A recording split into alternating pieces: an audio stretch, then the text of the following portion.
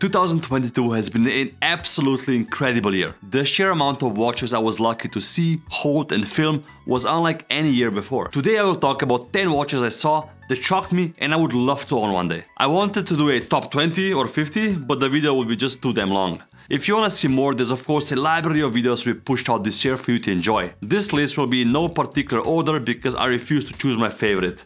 It's fair to start the list with one of my personal grails. It's not that I don't want any of the other watches I will list, but this one for me is one of the best. The unique Roger Smith Series 5 open dial created for Hamdan, the founder of Perpetual Gallery in Dubai. That blew me away. The open dial with my favorite far heated hands, heated Hindu-Arabic numerals and the movement overall. The movement has a special palm trees decoration just made for Hamdan.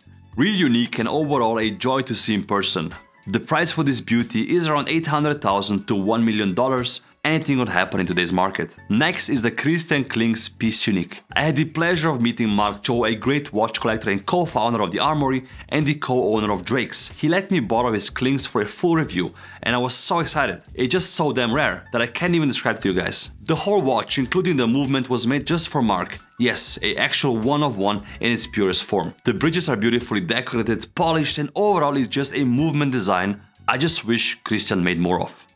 Christian doesn't wish to get any new orders in, but for those of you wondering, the price would be around $100,000 to $150,000 US. In the same realm, I had the pleasure of meeting the fun and lovable watchmaker of Hodinky Berkus out in the Czech Republic. His watches, like the Klings from Mark, are also made to order. The dial, the case, complications and finishing. Everything you want, Andre can make. A great guy creating great watches. What more do you want? The watches are as unique as he is, and I can't wait to own one in the future. I just have to figure out what type of movement and complication I want. Not easy when there are no limits. The range of his watches is anywhere from approximately $9,000 to $50,000 and upwards, depending what you want. Then we jump on a watch from the big brands. I was shocked to see the AP Double Balance Frosted when I visited Mark Gebauer in Germany for our watch collector video. It's just not something you see around, especially here in Zurich. I love AP and especially the Double Balance. I think it's a perfect design from the front and the back.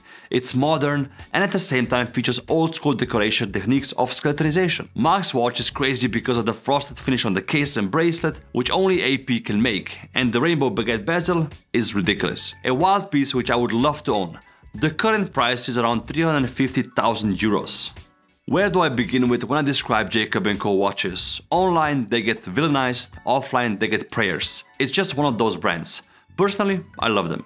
Especially the crazy stuff they produce like the Astronomia and the Twin Turbo models. But my favorite of this year was definitely the Jacob&Co Bugatti Chiron Sapphire with red accents. What a watch. The sheer watchmaking that goes into a masterpiece like this is incredible. It features two of my favorite watch complications, or let's call them indications, the tourbillon and an automaton. The automaton mimics the pistons from an actual Bugatti Chiron motor engine every time you press the button on one of the crowns. This is the best collaboration I've seen Bugatti do so far. You gotta give it to Jacob, he doesn't spare any expense and idea when it comes to creating his watches. And the case, guys, the shape of the actual car, just unbelievable. At a price point of $1.3 million, you will definitely stand out and feel cool wearing this.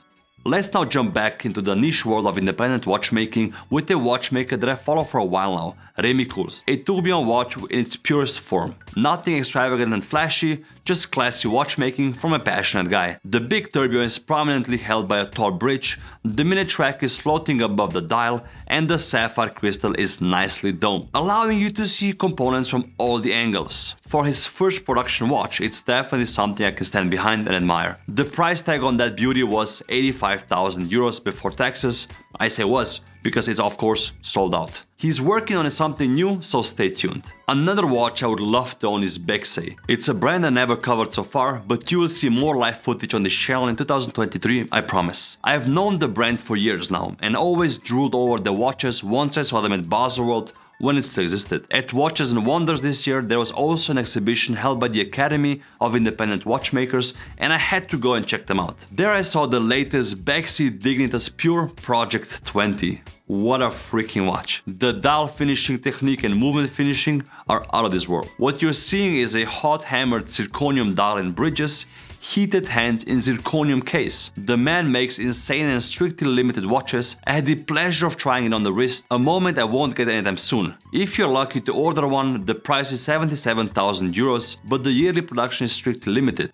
I love doing watch collection video interviews because sometimes you see the craziest stuff that these guys pull out of their safes. There was an instance where I saw the extremely rare F. Piguet Tourbillon Souverain with a ruby stone dial. When I visited Pierre Biver, the son of the industry titan Jean-Claude Biver, I saw many cool watches, like his early RM Tourbillon, but this FP Journe really stood out. A limited edition piece of only 20 in the world, the value of this watch is hard to pinpoint. The iconic design of Journe watches with the Tourbillon 9 o'clock and the elegantly finished movement, which you can see on the back, is just dreamy. A classy and loud watch at the same time.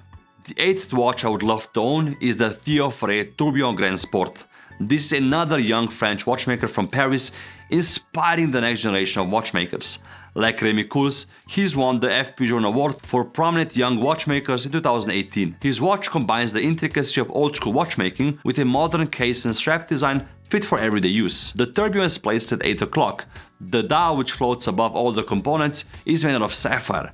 The case back prominently displays Theo's finishing skills and keeps it simple with a hint of complexity and the type of decoration he chose on the bridges. I can't wait to see what he will come up with next in the future and one day to maybe even own one of his pieces. The price for this sold out watch is 128,000 euros before taxes. The last watch I want to mention is again a hidden but insanely talented watchmaker that goes by the name of Hulsman. I met Michiel at the same event that I met Aaron Bexei in Geneva. He's one of those guys who you could spend hours listening and talking to.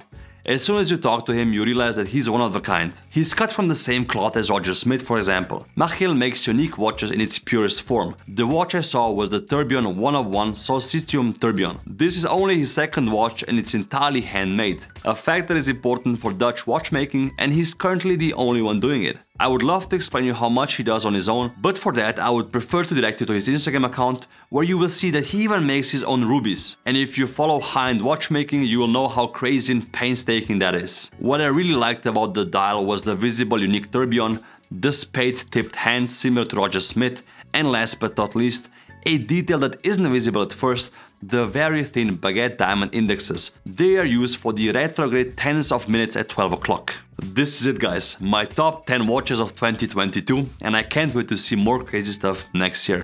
Tell me, what was the craziest watch you saw this year, and which one would you like to own one day? Like, share and subscribe. Thank you all for the support this year, and as always, I'll see you next week.